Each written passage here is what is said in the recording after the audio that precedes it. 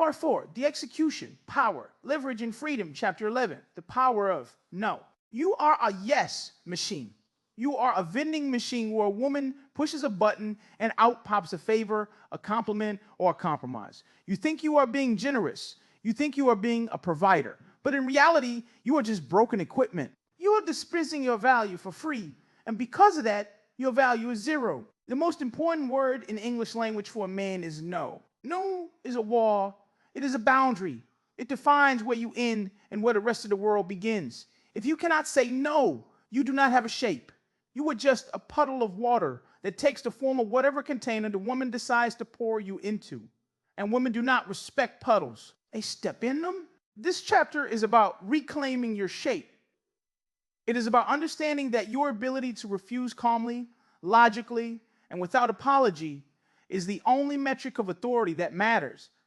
A man who can say no to a pretty face, to a crying woman, or to the promise of sex is a man who owns himself. And a man who owns himself is the only kind of man a woman can truly submit to. 11.1, reclaiming boundaries through refusal. Let's look at the economics of your yes. If you printed $1 million every day and gave it away to everyone on the street, what would happen to the value of the dollar? Inflation would hit, and the dollar would become worthless toilet paper. That is what you have done with your agreement. You have inflated the market with your compliance. Can we go to my mom's? Yes. Can you change the channel? Yes. Do these pants make me look fat? No, which is a yes to her ego. Because your yes is automatic, she doesn't have to earn it. She doesn't have to work for it. And human beings do not value things they get for free.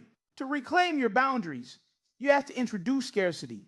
You have to make your yes something that is earned, something that is rare, something that is consistent with your mission, not hers. Refusal is the electric fence around your happiness. When you say no, you are saying, my happiness is more important than your momentary desire to control me. I want to go to that vegan restaurant. No, I want steak. We're going to the steakhouse. Watch what happens. She will huff. She will puff. She might even cross her arms and pout. But look closer. Deep down, there is a flicker of interest. Who is this guy, she thinks? He has a preference. He has a spine. He has a spine. You have been trained to believe that a boundary is mean. You think that if you deny her what she wants, you are hurting her. That is the manipulation talking. That is the programming. Think about a child.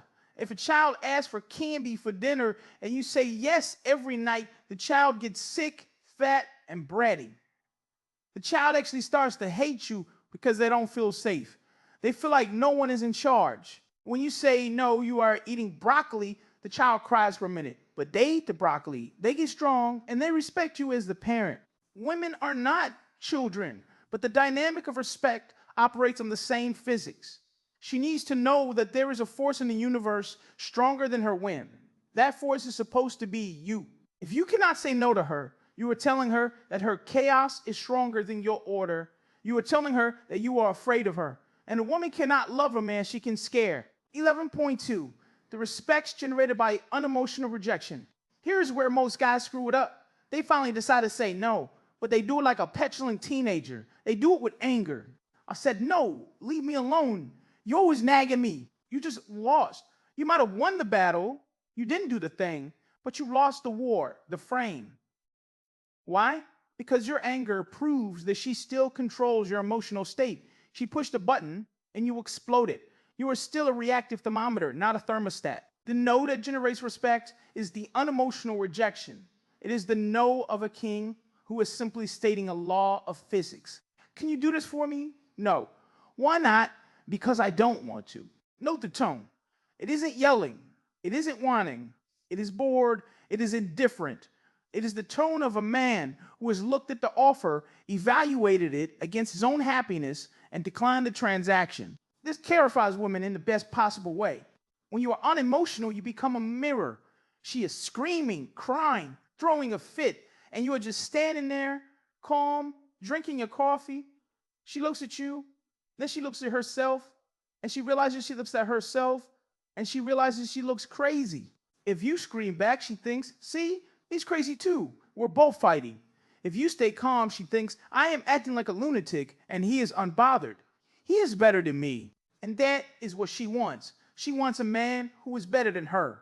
She wants a man whose frame is so solid that her emotional storm breaks against it like waves against a cliff. You have to be willing to reject her requests, her demands, and yes, even her sexual advances without acting like it's a big deal. I'm not in the mood tonight, you say, rolling over and going to sleep. Do you know what that does to a woman's psyche? It shatters the reality where she thinks her pussy is the golden ticket that controls the world. It tells her, I am a man with standards, and you didn't meet them today. Suddenly, she is working. Suddenly, she's trying to please you. The polarity flips. You are no longer the beggar. You are the chooser. This is the concept of the takeaway. You have to be willing to take away your attention, your validation, and your time. If she is acting up, you don't fight, you withdraw. You say no to her presence. You're being annoying. I'm gonna go play video games. Get out. If you say this with hate, she becomes a victim.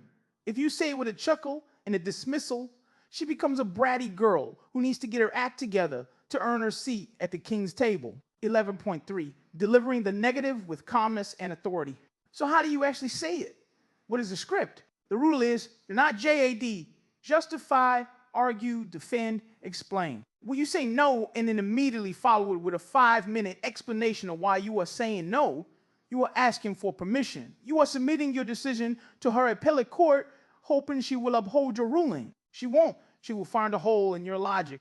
She will argue the details. I can't go to your mom's because the game is on and I'm tired and... Well, so you can record the game and you're not that tired and you slept until 10. And you're not that tired. You slept until 10. Now you're arguing about how tired you are. You lost the frame. The authority lies in the silence after the no. I'm not going to your mom's. Why not? Because I'm not going. Or because I have other plans. The plan is sitting on the couch. You must be comfortable with the awkward silence. Women use silence as a weapon. You need to steal that weapon. You say your piece and then shut the fuck up. Look at her. Breathe. Let her spin in the silence. She will throw tantrums. She will threaten. If you don't go, I'm going alone.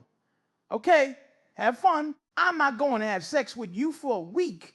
Okay, that's your choice. You have to act like her threats are irrelevant. You have to treat her emotional outbursts like bad weather. You don't argue with rain. You just put on a raincoat or stay inside. There's a concept I learned from war games. The only winning move is not to play. When she tries to drag you into a negotiation about your boundaries, do not play. I said no. The conversation is over. And then, this is critical. You must physically remove yourself or your attention. Turn back to the TV. Walk out of the room. Pick up a book. You are demonstrating that your decision is final and that her reaction to it is her problem, not yours. This requires you to kill the nice guy inside you who wants everyone to be happy. You have to accept that she will be unhappy for a while. Let her be unhappy. Her unhappiness is not fatal. In fact, her unhappy realization that she cannot control you is the growing pain of her developing respect for you. You are teaching her a new language, the language of accountability. If I ask for something reasonable, he might say yes. If I demand something stupid, he will say no. Once she learns this language, the relationship transforms. She stops testing the fences because she knows they are electrified. She relaxes, she feels safe. And she starts treating you like the king you are pretending to be until eventually you actually become him. Say it with me, no. Say it again. Feels good, doesn't it? That's the feeling of your balls dropping back down out of your stomach. Keep them there.